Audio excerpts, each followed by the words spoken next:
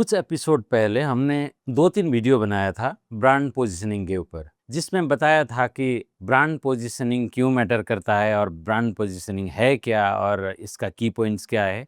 और वहाँ से आप जान चुके होंगे कि ब्रांड पोजीशनिंग मतलब आपका ब्रांड कहाँ पे स्टैंड करता है। अब नेक्स्ट है उस पोजीशन को एक पर्सनालिटी देना। मतलब अगर आपका ब्रांड कोई इंसान है तो वो किस टाइप से बोलता है, किस टाइप का कपड़ा पहनता है और किस ढंग से चलता है, उसका एक बिहेवियर पैटर्न किस टाइप का होगा। पोजीशनिंग आपको क्या बोलना है वो बताता है और ब्रांड आर्किटाइप्स कैसे बोलना है वो बताता है। और ये दोनों मिलके एक ब्रांड का कंप्लीट उसका आत्मा बनता है, उसका सोल बनता है। एक स्ट्रेटेजिक साइड हो गया और एक इमोशनल साइड। अब समझते हैं इसका कोर आइडिया। हर ब्रांड के अंदर एक पर्सनालिटी छुपा हुआ रहता है। वही पर्सनालिटी जो हम लोग जो दिखते हैं, जो हमारे नज़र के सामने जो आता है, वो कैसे बोलता है, कैसे बिहेव करता है। जैसे हमारा दोस्त होते हैं ना, कोई एक बहुत फनी होता है, एक सीरियस होता है, एक काफ़ी केयरिंग होता है, कोई लविंग होता है और कोई गुरुजी जैसे होते हैं, ज्ञान देते रहते हैं।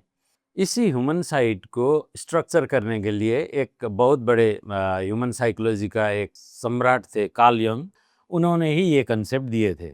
इसका रियल लाइफ एग्जांपल जैसे अमूल है।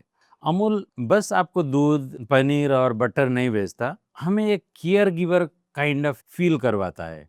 और रॉयल इनफील्ड हो गया, जीप हो गया, ये एक बस कन्वीनियंस या आपको ट्रैवलिंग के लिए नहीं, ये एक एक्सप्लोरर फील देते हैं।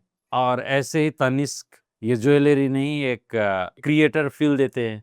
तो यही ट्रेट्स जो उनका पर्सनालिटी में जो विजिबल ट्रेट्स है, इसी को ही हम लोग ब्रांड आर्किटाइप्स बोलते हैं।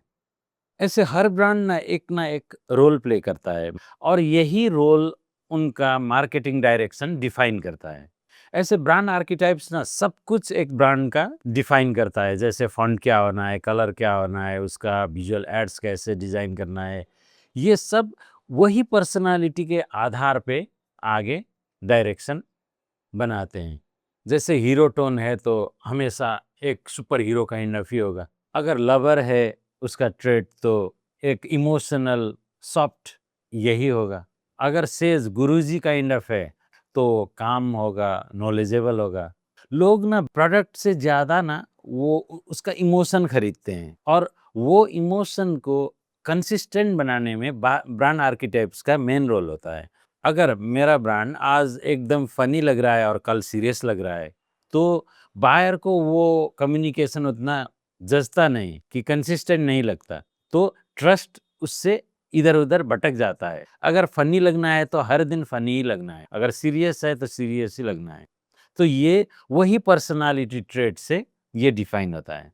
तो अगली एपिसोड में हम लोग यही 12 डिफरेंट आर्किटाइप्स लेके आ रहे हैं। उसमें है हीरो जिसका ट्रेट है courage and power, care giver जो नर्चरिंग उसका ट्रेट होता है, एवरीमैन जो बिलोंगिंग फील करवाता है और एक्सप्लोरर एक फ्रीडम सेंट्रिक ब्रांड होते हैं, और क्रिएटर जो इनोवेशन सेंट्रिक ब्रांड होते हैं, और रूलर ऑथोरिटी ट्रेट होता है उनका, लवर पैशन दिखाता है और सेज विजडम दिखाता है, मैजिशियन ट्रांसफॉर्मेशन दिखाता है और जेस्टर फन करवाता है, मजा देता है, इनोसेंट एक प्यूरिटी सेंट्रिक होता है और रेबल जो चेंज और थोड़ा हटके उसका ट्रेट होता है। तो अगले एपिसोड में हम 1 नंबर का जो है हीरो आर्किटाइप समझेंगे और सीखेंगे ये हीरो ब्रांड्स कैसे चैलेंज और करेज से लॉयल्टी गेन करते हैं। तो चलिए दोस्तों, आज के लिए इतना ही। मिलते हैं अगले एपिसोड में, जुड़े रहिएगा।